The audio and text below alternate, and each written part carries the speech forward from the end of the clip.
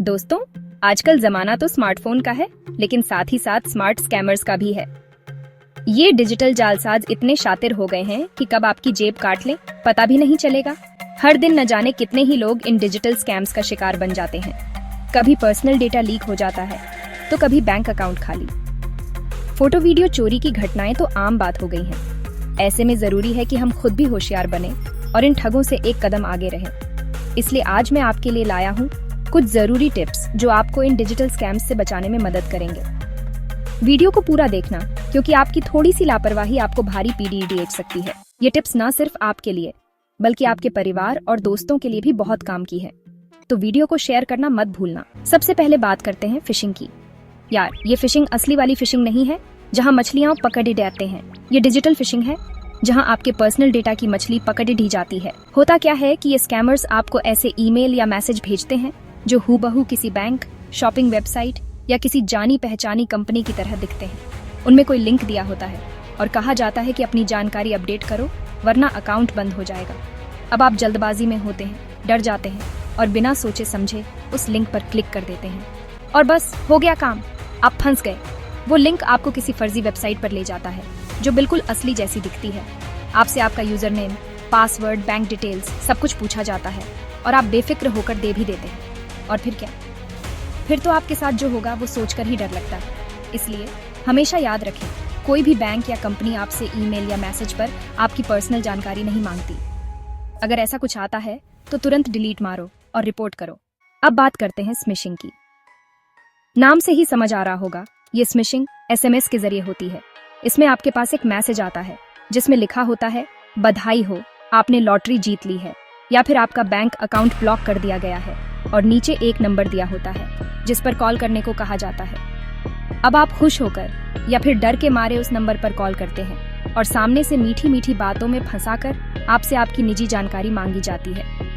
कभी OTP मांगा जाता है तो कभी डेबिट कार्ड नंबर, और आप भी उनकी बातों में आकर सब कुछ बता देते हैं। पर दोस्तों, याद रखना, OTP किसी को नहीं बताना है, चाहे वो खुद भगवान भी क्यों ना मांगे। और बैंक कभी भी फोन पर आपकी निजी जानकारी नहीं मांगता। इसलिए ऐसे किसी भी मैसेज पर भरोसा मत करना और न ही किसी अनजान नंबर पर कॉल करना।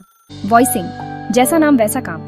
इसमें स्कैमर्स आपको फोन करते हैं और खुद को बैंक का अधिकारी या फिर कोई सरकारी अफसर बताते हैं। कभी कहते हैं कि आपका KYC अपडेट करना है, तो कभी कहते हैं कि आपका टैक्स बकाया है, और फिर आपसे आपकी पर्सनल जानकारी मांगते हैं, जैसे कि आपका Aadhaar card number, PAN card number, bank account details और क्या क्या नहीं। ये लोग इतनी सफाई से बात करते हैं कि आप धोखा खा सकते हैं। लेकिन याद रखना, कोई भी बैंक या सरकारी अधिकारी फोन पर आपकी निजी जानकारी नहीं मांगेगा। अगर आपको ऐसा कोई फोन आता है तो घबराना नहीं है। उल्टा उनसे उनके डिपार्टमेंट का नाम, बैज नंबर या कोई भी ऐसी जानकारी मांगो जिससे आप उनकी पहचान कर सकें। ज्यादातर मामलों में ये लोग आपको जानकारी देने से कतराएंगे और फोन काट देंगे। और अगर फिर भी आपको शक हो तो खुद ही अपने बैंक या संबंधित विभाग में फोन करके जानकारी ले सकते हैं। Online shopping scam.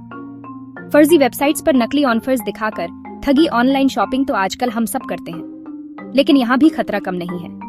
कई सारी फर्जी वेबसाइट्स हैं जो बिल्कुल असली जैसी दिखती हैं। ये लोग आपको लुभावने ऑफर्स दिखाते हैं, जैसे कि 90% की छूट, 1 रुपए में मोबाइल फोन, मुफ्त में हवाई जहाज की टिकट वगैरह वगैरह। और आप भी सस्ते के चक्कर में बिना सोचे समझे ऑन ऑर्डर कर देते हैं। लेकिन होता क्या है, या तो आपको घटिया क्वालिटी का सामान मिलता है या फिर कुछ नहीं मिलता।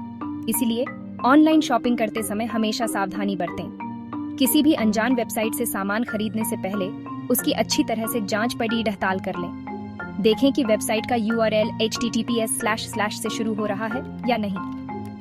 वेबसाइट पर कॉन्टैक्ट डिटेल्स, रिव्यूज और रिटर्न पॉलिसी जैसी जानकारी चेक करें। KYC update scam. बैंक या पेमेंट एप्स के नाम पर डेटा चोरी KYC यानी नो योर कस्टमर, ये तो आप जानते ही होंगे। लेकिन आजकल KYC के नाम पर भी खूब स्कैम हो रहे हैं। आपके पास एक मैसेज या फोन आता है जिसमें कहा जाता है कि आपका KYC अपडेट नहीं है और जल्द से जल्द अपडेट करवा लें, वरना आपका अकाउंट बंद हो जाएगा। और साथ ही एक लिंक या फोन नंबर दिया जाता है जिस पर क्लिक करके या कॉल करके आपसे आपकी पर्सनल जानकारी मांगी जाती है। लेकिन दोस्तों, याद रखना, कोई भी बैंक या पेमेंट ऐप आपको KYC अपडेट करने के लिए लिंक नहीं भेजता। अगर आपको ऐसा कोई मैसेज या फोन आता है तो उसे तुरंत डिलीट कर दें। अपना KYC अपडेट करवाना हो तो खुद ही अपने बैंक या पेमेंट ऐप के ऑफिशियल वेबसाइट या ऐप पर जाएं। फेक कस्टमर केयर स्कैम, नकली हेल्पलाइन नंबरों से फ्रॉड। कभी कभी ऐसा होता है कि हमें किसी कंपनी या सर्विस प्रोवाइडर से संपर्क करने की जरूरत होती है। हम गूगल पर उनका कस्टमर केयर नंबर सर्च करते हैं और बिना सोचे समझे पहले नंबर पर कॉल कर लेते हैं, लेकिन हो सकता है कि वह नंबर नकली हो जो किसी स्कैमर ने डाला हो। ये स्कैमर्स आपको विश्वास दिलाने के लिए बहुत ही प्रोफेशनल तरीके से बात करते हैं। वे आपसे आपकी समस्या के बारे में पूछेंगे और फिर उसका समाधान बताने के बहाने आपसे आपकी निजी जानकारी मांगेंगे। इसलिए किसी भी कंपनी का कस्टमर केयर नंबर गूगल से लेने से पहले उसकी अच्छी तरह से जांच कर लें। हमेशा कंपनी की ऑफिशियल वेबसाइट या ऐप पर दिए गए नंबर पर ही कॉल करें। QR कोड यानी क्विक रिस्पांस कोड, ये तो आपने देखा ही होगा। आजकल तो हर जगह QR कोड का इस्तेमाल होता है, चाहे वो पेमेंट करना हो, किसी वेबसाइट पर जाना हो या फिर किसी प्रोडक्ट की जानकारी लेनी हो। लेकिन क्या आप जानते हैं कि QR कोड के जरिए भी आपके साथ धोखाधड़ी हो सकती है? जी हाँ, ये सच है। कुछ स्कैमर्स नकली QR कोड बनाते हैं जो बिल्कुल असली जैसे दिखते हैं। जब आप उन नकली QR कोड को स्कैन करते हैं तो आप किसी फर्जी वेबसाइट पर पहुंच जाते हैं, जहां से आपकी निजी जानकारी चोरी हो सकती है या फिर आपका बैंक अकाउंट भी खाली हो सकता है। इसलिए किसी भी QR कोड को स्कैन करने से पहले उसकी अच्छी तरह से जांच कर लें। ध्यान रखें कि QR कोड पर कोई छेड़छाड़ी तो नहीं की गई है। साथ ही यह भी देखें कि QR कोड किस वेबसाइट या ऐप का है। UPI यानी यूनिफाइड पेमेंट्स इंटरफेस आजकल सबसे आसान और तेज पेमेंट का तरीका बन गया है, लेकिन यहाँ भी धोखाधड़ी का खतरा मौजूद है। कई स्कैमर्स नकली UPI ऐप्स बनाते हैं जो बिल्कुल असली जैसे दिखते हैं। ये ऐप्स आपको लुभावने ऑफर्स देते हैं, जैसे कि कैशबैक, डिस्काउंट और क्या क्या नहीं। जब आप इन ऐप्स पर अपनी बैंक जानकारी डालते हैं तो ये स्कैमर्स आपकी जानकारी चोरी कर लेते हैं और आपका बैंक अकाउंट खाली कर देते हैं। इसलिए किसी भी UPI ऐप को डाउनलोड करने से पहले उसकी अच्छी तरह से जांच कर लें। हमेशा प्ले स्टोर या ऐप स्टोर से ही ऐप्स डाउनलोड करें। साथ ही ऐप के रिव्यूज और रेटिंग भी जरूर चेक करें। और सबसे जरूरी बात, कभी भी किसी को अपना UPI पिन न बताएं। आजकल हम अपनी जिंदगी का हर छोटा बड़ा अपडेट सोशल मीडिया पर शेयर करते हैं, लेकिन क्या आप जानते हैं कि आपकी ये जानकारी आपके लिए खतरनाक भी हो सकती है?